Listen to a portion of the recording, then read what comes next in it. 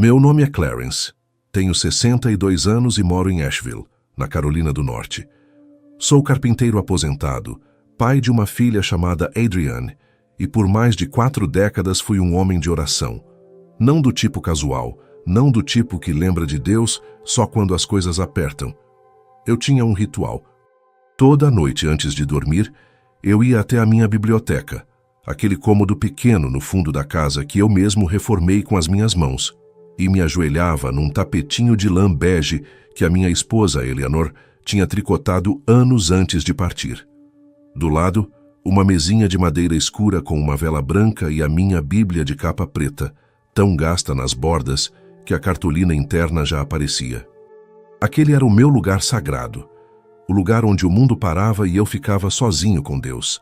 Eu servi como diácono na Igreja Batista de Blue Ridge por 31 anos. Era o tipo de homem que chegava antes de todo mundo para abrir as portas e ia embora depois de todo mundo para fechar as luzes. Naquele sábado específico, tínhamos realizado a festa anual da congregação, um evento que eu ajudava a organizar há mais de 2 décadas. Foram quase 15 horas de trabalho contínuo. Montei tendas, carreguei caixas, servi pratos, consertei uma cadeira que quebrou no meio do evento. Conversei com cada família que apareceu. Quando cheguei em casa naquela noite, meu corpo tinha uma fadiga que ia além do físico. Era o cansaço daquele que deu tudo o que tinha e não guardou nada para si.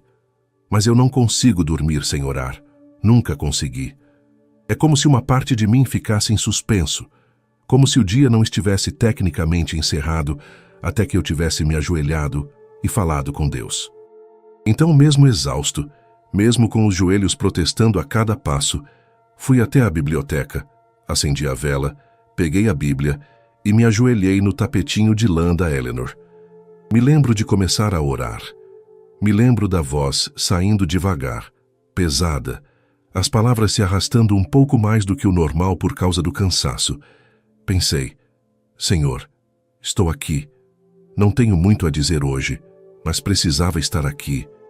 E então os pensamentos foram ficando cada vez mais lentos, como quando a maré baixa e o rio vai perdendo força até quase parar. Aquela fronteira conhecida entre a consciência e o sono foi chegando. Só que o que veio depois não era sono.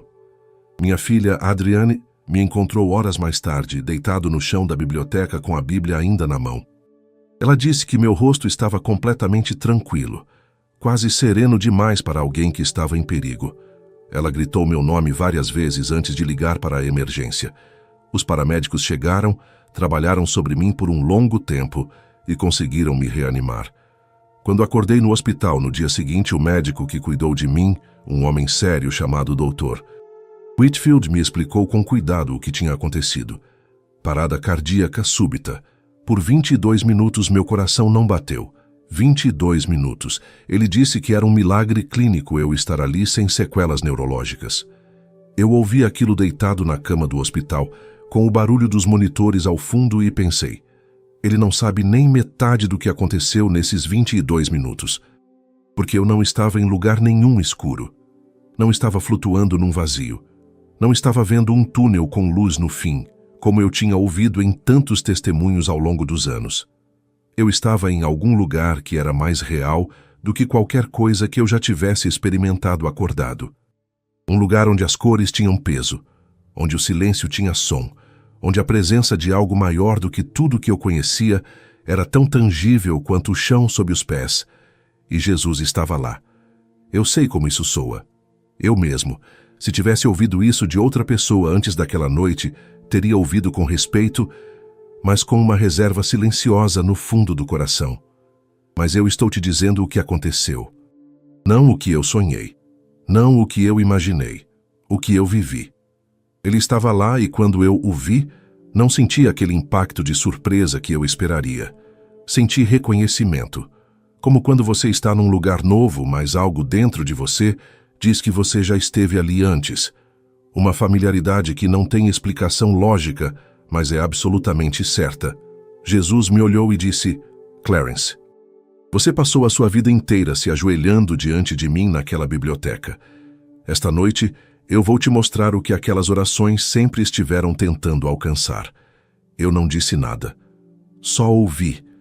Você conhece o Salmo 23 desde criança, ele continuou. Você o recitou em funerais, em cultos, em noites de desespero. Mas hoje eu vou te mostrar o que está dentro de cada linha. Não a superfície que os homens ensinam. O que está embaixo. O que David realmente viu quando escreveu aquelas palavras. E então começou. Se você acredita que Deus ainda se revela ao seu povo hoje, escreve amém aqui nos comentários. E se você já sentiu a presença de Deus num momento em que tudo parecia perdido, me conta. Quero muito ler a sua história. A primeira coisa que Jesus me mostrou foi um campo imenso.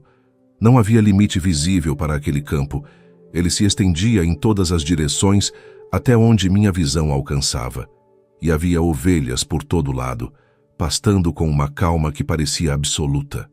Não havia pressa, não havia agitação. Apenas aquela paz densa e silenciosa de animais que estão exatamente onde precisam estar. Jesus apontou para elas e disse: O Senhor é o meu pastor, nada me faltará. Ele pausou. Clarence, quando David escreveu essa primeira linha, ele não estava fazendo uma declaração poética. Ele estava fazendo uma declaração de rendição. Completa, total, sem condição. Eu olhei para as ovelhas e esperei. Você sabe o que uma ovelha não tem? Ele perguntou. Ela não tem o instinto de sobrevivência aguçado que outros animais têm. Ela não tem garras, não tem velocidade, não tem veneno, não tem camuflagem. Ela é, sob quase todos os aspectos práticos, um animal que não deveria conseguir sobreviver no mundo selvagem. E não consegue. Sem o pastor, uma ovelha está perdida em questão de dias. Ele me olhou diretamente. Quando você declara que o Senhor é o seu pastor, você está reconhecendo isso sobre si mesmo, que sem mim, você não tem o que precisa para atravessar o que está pela frente. Não é fraqueza, Clarence.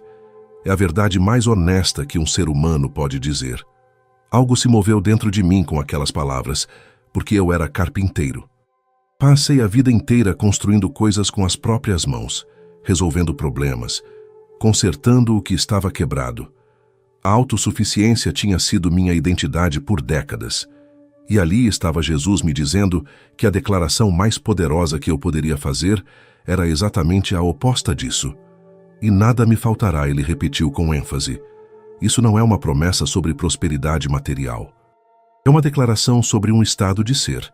Quando você verdadeiramente vive sob a minha pastoragem, você entra numa realidade onde a carência deixa de definir a sua existência. Não porque os desafios desaparecem, mas porque você para de enxergar a si mesmo através das lentes do que falta e começa a enxergar através das lentes do que eu já provei. Eu fiquei parado naquele campo com aquelas palavras pousando dentro de mim camada por camada. A carência deixa de definir a sua existência. Eu pensei em quantas vezes na minha vida eu tinha acordado com a sensação de que algo estava faltando. Não necessariamente dinheiro, não necessariamente saúde. Era uma falta mais sutil, mais difícil de nomear. Como se eu estivesse sempre a um passo de algo que nunca chegava de fato. E ali Jesus estava me dizendo que essa sensação não era a realidade. Era a percepção de alguém que ainda não tinha entrado de verdade na realidade do pastor. Ele começou a caminhar e eu o segui pelo campo. As ovelhas ao redor continuavam pastando com aquela calma que me impressionava. Nenhuma delas parecia agitada. Nenhuma delas parecia estar procurando algo além do que já tinha ao redor. Jesus parou num trecho do campo onde a grama era particularmente densa e verde e disse: Em pastagens verdejantes me fará repousar. Ele olhou para mim. Clarence, presta atenção numa coisa. David não disse que o pastor o convidou a repousar. Não disse que o pastor sugeriu que ele repousasse. Ele disse que o pastor o fez repousar. Há uma diferença enorme entre um convite e uma ação. Eu concordei com a cabeça, sentindo que havia algo importante vindo. A ovelha não repousa sozinha por vontade própria, ele explicou. O instinto dela é continuar em movimento, continuar buscando, continuar pastando mesmo quando já está completamente saciada. Ela pode estar em meio à maior abundância que já viu na vida e ainda assim continuar andando, ainda assim continuar procurando mais, porque algo dentro dela não sabe reconhecer que já chegou. O pastor precisa intervir, precisa agir, precisa, em certos momentos, fazer a ovelha parar. Eu senti aquilo me atingir de um jeito muito pessoal, porque eu era exatamente assim. 40 anos como carpinteiro me ensinaram que o trabalho é virtude e a pausa é perda de tempo. Mesmo depois de me aposentar, eu continuava enchendo os dias com tarefas, com projetos, com compromissos na igreja, com favores para os vizinhos. O descanso genuíno, aquele descanso sem culpa, aquele repouso que não está planejando a próxima coisa enquanto acontece, eu nunca soube como entrar nele. Você passou décadas achando que parar era trair o seu propósito, Jesus disse, como se tivesse lido cada um dos meus pensamentos. Mas eu te digo que o repouso que eu preparo não é ausência de propósito, é parte do propósito. Quando eu faço você repousar nas pastagens verdejantes, eu estou te dizendo que chegou, que a provisão está aqui, que você não precisa continuar correndo, porque o que você estava procurando já está sob os seus pés. Continuamos caminhando e chegamos à beira de um lago.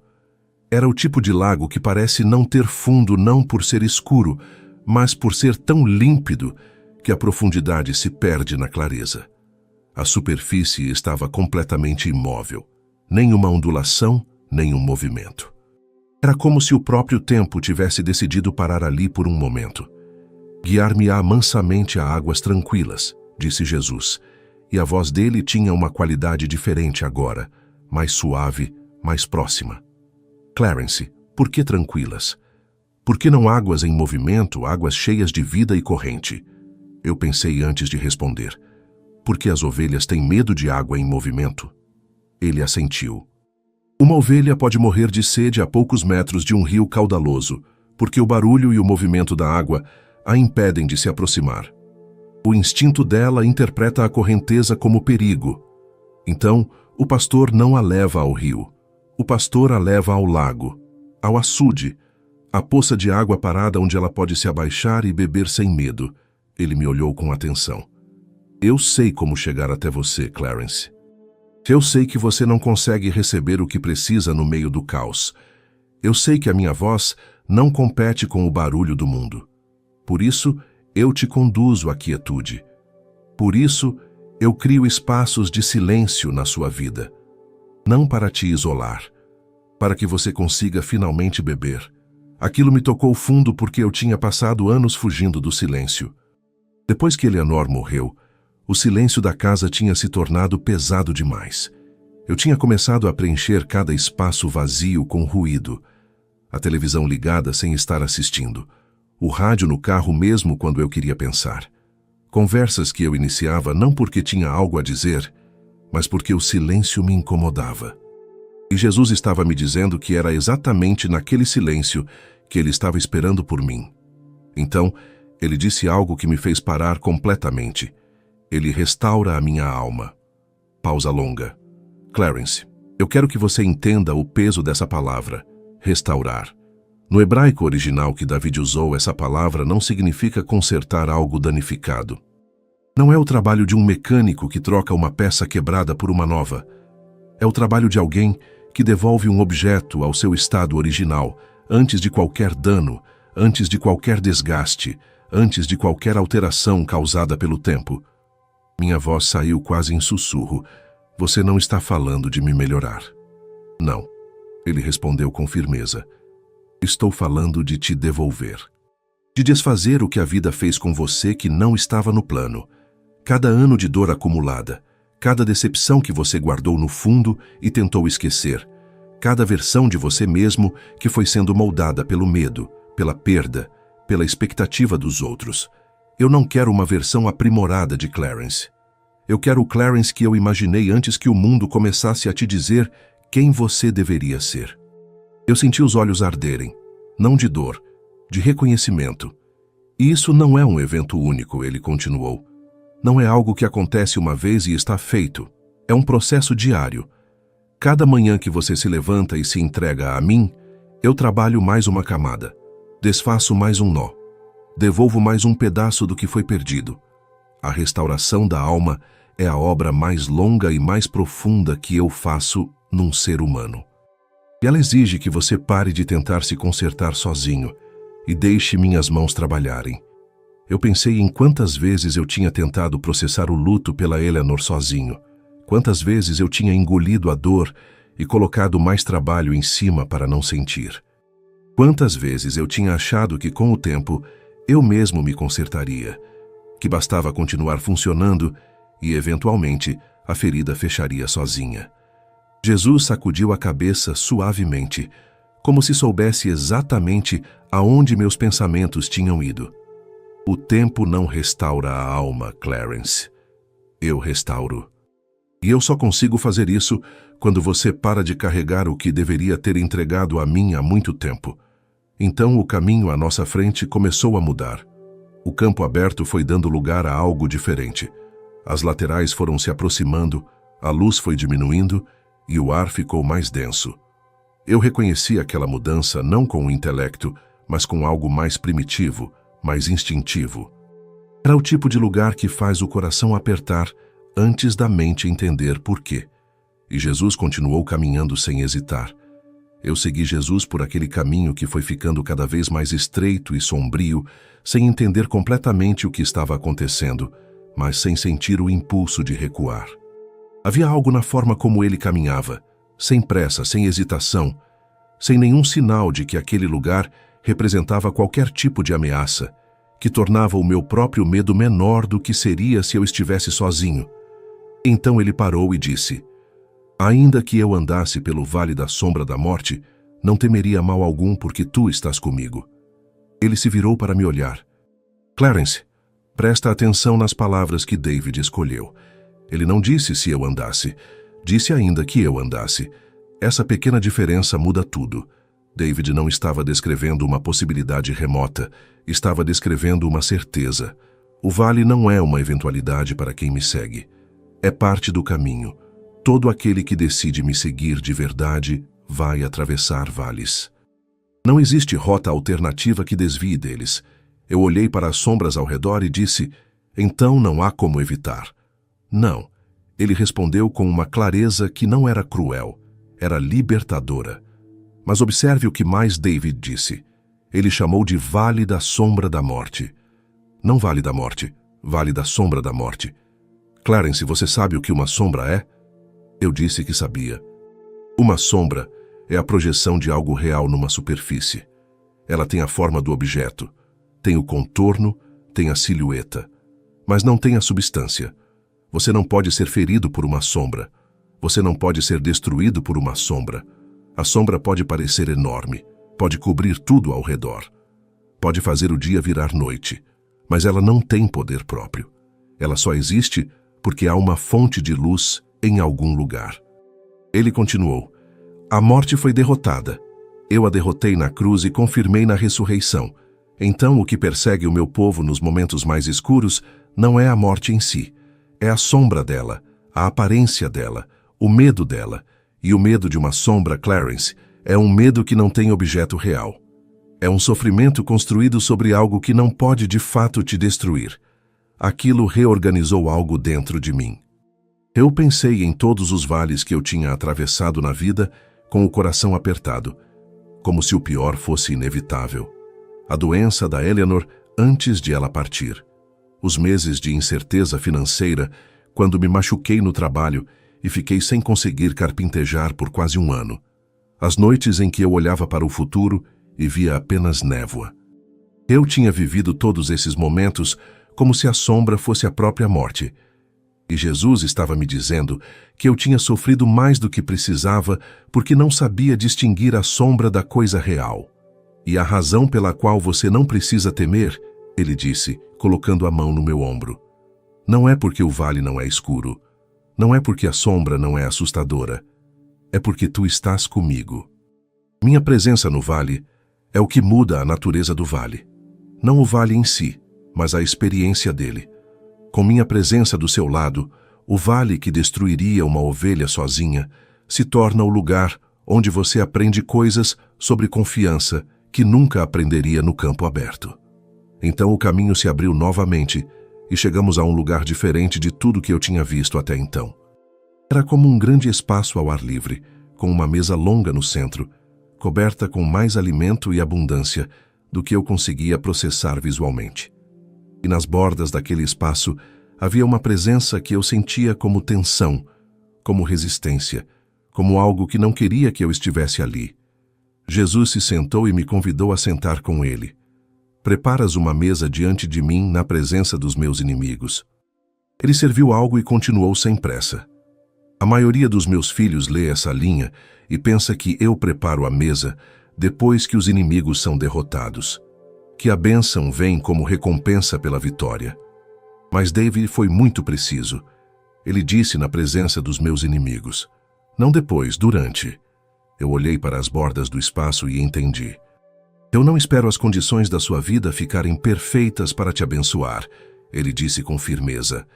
Eu não espero que toda a oposição seja removida, que toda a acusação seja respondida, que todo o problema seja resolvido. Eu preparo a mesa agora, no meio da bagunça, no meio da injustiça, no meio do ataque, e isso não é só para te sustentar. É para que aqueles que se levantaram contra você sejam obrigados a testemunhar a minha fidelidade na sua vida sem poder fazer nada a respeito.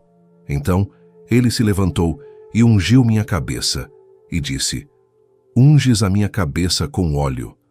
Clarence, a unção no tempo de David não era um ritual religioso vazio. Era uma declaração pública. Era o rei ou o sacerdote dizendo sobre alguém, este foi escolhido. Este tem um propósito específico. Este não está aqui por acidente. Ele me olhou com intensidade. Você foi ungido. Não para um cargo, não para um título, para um propósito que só você pode cumprir com a história que só você tem. E quando você caminha consciente da sua unção, você para de se comportar como vítima das circunstâncias e começa a se comportar como alguém que foi marcado por Deus para algo maior do que o que os olhos conseguem ver. Depois ele disse, o meu cálice transborda. E sorriu de um jeito que eu não sei descrever de outra forma, senão como alegria pura. Isso não é sobre ter suficiente. Suficiente é o mínimo. Isso é sobre ter tanto que começa a derramar para fora. E o derramamento não é desperdício. É o método que eu uso para alcançar pessoas que nunca viriam até mim diretamente. Eu encho você até transbordar para que o que sai de você molhe quem está ao redor. E então chegamos à última parte. Jesus parou e ficou em silêncio por um momento antes de falar. Bondade e misericórdia me seguirão todos os dias da minha vida. Ele me olhou. Clarence, você passou anos correndo atrás das bênçãos de Deus, como se elas estivessem sempre um passo à frente de você. Sempre fora do alcance, sempre condicionadas a alguma coisa que você ainda precisava fazer ou ser. Mas David usou uma palavra muito específica. Seguirão. Não precederão. Não esperarão, seguirão. Eu senti aquilo se instalar em mim de um jeito que foi direto para o fundo. A bondade e a misericórdia não estão à sua frente para você perseguir. Estão atrás de você, te acompanhando, te cobrindo, te alcançando em cada dia da sua vida, sem exceção. Todos os dias, Clarence. Não os dias bons. Não os dias em que você acertou. Todos os dias. Você não pode escapar delas. Você não pode fazer algo tão errado que elas parem de te seguir. Elas são constantes porque eu sou constante. E então, pela última vez, ele disse, e habitarei na casa do Senhor para sempre. A voz dele ficou mais suave. A maioria das pessoas lê isso e pensa em céu, em eternidade futura. Mas David estava falando de agora também. Habitar na minha presença não é uma experiência reservada para depois da morte. É uma realidade disponível hoje, todos os dias, em cada momento em que você escolhe permanecer consciente de quem eu sou e de quem você é em mim. Ele colocou as duas mãos nos meus ombros e disse, o meu povo me visita. Vem até mim quando precisa, quando está com medo, quando lembra de orar. Mas eu não quero visitas, Clarence. Eu quero que você more aqui. Que a minha presença seja o seu endereço permanente, não o seu destino ocasional. Então eu senti aquele puxão, aquela sensação de ser chamado de volta, de haver algo do outro lado que precisava de mim ainda. E as últimas palavras que ouvi foram ditas com uma ternura que eu nunca vou conseguir reproduzir completamente. Volte. E viva tudo que eu te mostrei. Não recite. Viva. Acordei no chão da minha biblioteca com Adriane ajoelhada ao meu lado e paramédicos trabalhando ao meu redor. Me disseram 22 minutos. Me disseram milagre clínico. Me disseram que não havia explicação para eu estar ali sem nenhum dano. Eu sei a explicação. Desde aquela noite, cada vez que me ajoelho no tapetinho de lã da Eleanor, eu não estou mais apenas recitando palavras antigas. Eu estou entrando numa realidade que Jesus me mostrou com os próprios olhos. O Salmo 23 não é um poema para funerais. É um mapa para a vida. É a descrição de tudo que está disponível para você agora, hoje, exatamente onde você está. Pare de tentar ser o seu próprio pastor. Deixa ele guiar, deixa ele prover, deixa ele restaurar o que foi quebrado e ungir o que foi esquecido. A bondade e a misericórdia já estão te seguindo. Você só precisa parar de correr na direção errada para perceber que elas nunca pararam de estar ali.